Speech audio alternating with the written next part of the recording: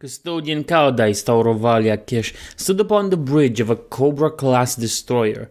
Named Vigilant Flame, the warship belonged to the mighty battle fleet Solar. She lingered in the shadows at the back of the bridge, positioned at a spot where she could observe the actions of every crew member, be they in the instrumentation pits, at the armament shrines, or, in case of the shipmaster Lethwick, stood ramp-road straight before his command throne. It was to Lethwick's credit, Kesh reflected, that the man managed to attend to his duties without so much as looking around at the golden-armored giant in the shadow. He was certainly nervous enough, despite his efforts to maintain a cool facade. Every man and woman present was similarly afflicted. Kesh could taste the subtle tang of adrenaline on the recycled air, feel the time veins of their thumping hearts against her eardrums. They remained efficient, however, as one would expect from a crew judged worthy to form part of the Sol System's own patrol fleet. Kesh was exploiting that efficiency. She was willfully preventing the very selection processes intended to assure only the most loyal, obedient, and resourceful crews were entrusted with the void-born defense of the throne world.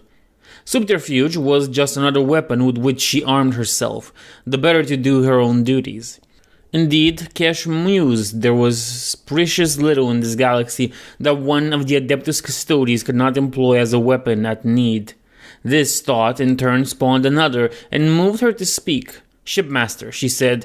Though Kesh had not raised her voice, its rich contralto carried over the efficient chatter on the bridge like a rumble of distant thunder across windswept grasslands. Silence fell, but for the binaric clatter of crew servitors and the tectonic throb of the Vigilant Flame's real space engines. "My lady?" asked Lethwick, keeping his eyes on his screw. Kesh noted the man's knuckles were white where he clasped his hands behind his back. "What is the condition of the payload?" Lethwick did not respond at once. Instead, the shipmaster turned his stare upon an officer in the starched uniform, whose bionic eye connected via cabling to the cogitator at which she sat.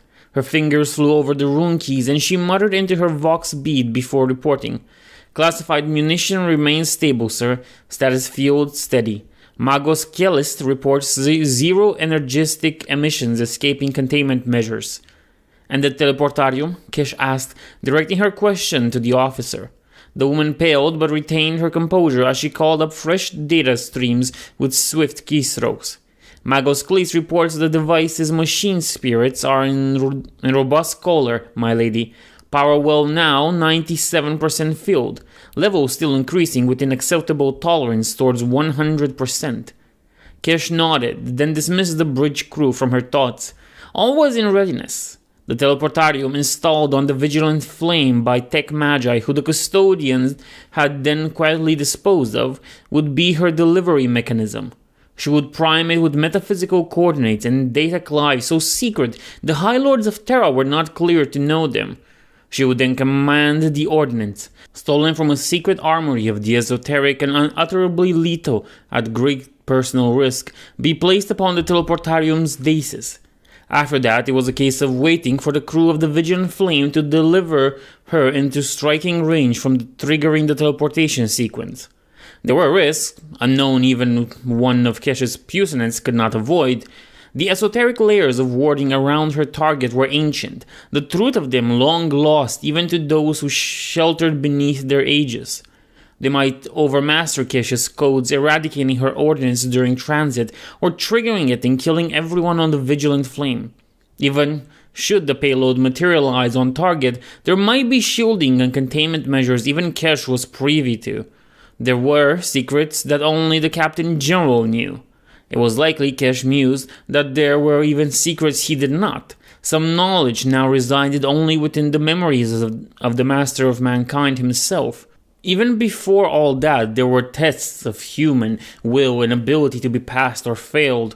She reflected now for the first time that it was strange to strive with all her superhuman ability and intellect to achieve a goal so utterly opposed to her life's purpose. None of that would stay her hand, of course.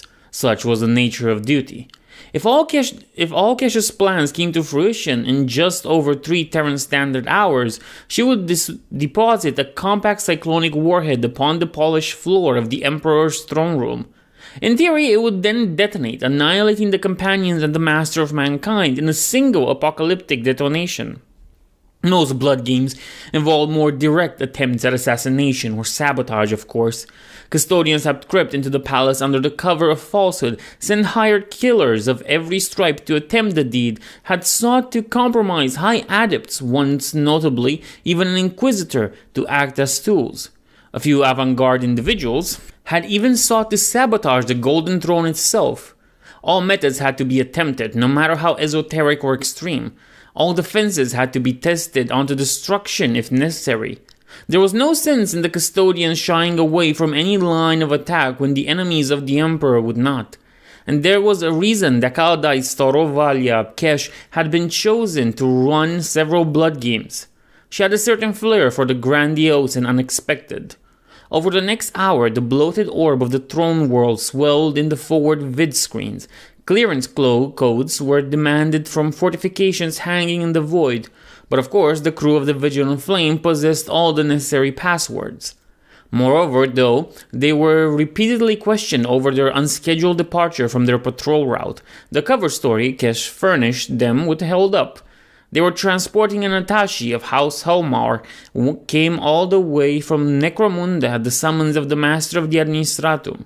Said attaché wished to travel in this fashion to avoid both a recent threat of assassination by noble rivals and also an acquaintance to whom he owed significant gambling debts. Perfect data forgeries of the relevant authorization crest set the seal to the lie.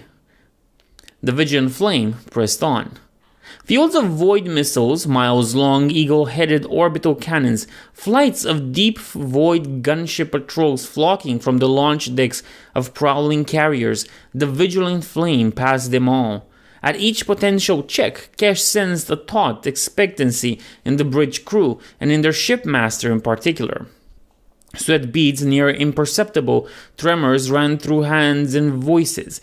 Gazes darted evasively about the bridge, faithful and dutiful as they were. Kesh suspected at least some of these men and women hoped with each fresh interrogation that they would be found out. They did not want to follow her orders, for on some level they suspected them to be madness, even though they came from one of the Adeptus Custodes themselves. They wanted to deny her, but were caught in a vice. They hoped that the choice would be taken out of their hands, that someone else would release them. A half-hour later, the crew's wish was granted. Kesh was warned before anyone else aboard, sensing a sudden empiric energy spike coupled with a surge of overpressure and sharp temperature drop that presaged a teleporter strike. Her guardian spear was leveled and armed before the first cry of alarm or hallow of a klaxon rang through the bridge. Armored shutters rattled down over the exterior viewports, a futile gesture of warding against foes who had already boarded the very nerve center of the ship. As the teleport flares faded and a quint of hulking figures revealed, Kesh found herself fixated firmly under the targeting reticules of several ballistus grenade launchers. Despite staring down enough firepower to tear even her gene-smitted body apart, she could not resist a witty smile. "Shield Captain Nicodemus," she said, by way of greeting. "Kesh, my friend," replied the golden-armored, statuesque warrior, who stood flanked by 4 enormous Alarus custodians. His smile echoed Kesh's own. "It has been too long. 173 days, 16 hours and 9 minutes since this blood game commenced," said Kesh. "But now it is ended. I have another team deployed upon your teleportarium, disarming the munition as we speak." Nicodemus shook his head. "Throne, Kesh. An Exterminatus-grade warhead?" "Hardly subtle, but it could have proved effective," Kesh replied. The two of them sobered at the thought. "What alerted you?" Shield Captain Nicodemus swept his stern gaze across the quailing shipmaster to his ashen-faced crew. "Officer of Vox Ewa Bator, make yourself known," he commanded. The officer with the ocular tether rose to her feet and gave the Aquila salute. "Officer Batur here believed it appropriate to ignore your request for absolute secrecy. She dispatched coded distress calls amidst her standard data missives, and we detected it." Shipmaster Lethwick choked in out, but before he could berate his rebellious officer, the shield captain pointed a finger at the man, menacing him to silence. There are those who could call such disobedience to Custodes heresy, Kesh slowly replied, and yet in this instance, unthinking capitulation risked infinite greater evil. Recommendations? Asked Nicodemus. The screw had been found wanting, replied Kesh. A sword that turns willingly upon its master offers no protections, but examples can be instructive. We shall hand the shipmaster over to Adeptus Mechanicus to make him a servitor, if he will serve so unthinkingly. The rest of the crew gets excommunicated, then let them return without punitive statutes to their battle fleet. They might spread the word of Vigilant. As for Officer Batur, one hopes that she will be a captain of this vessel in the future, with the same courage and clarity and faith she has shown this day.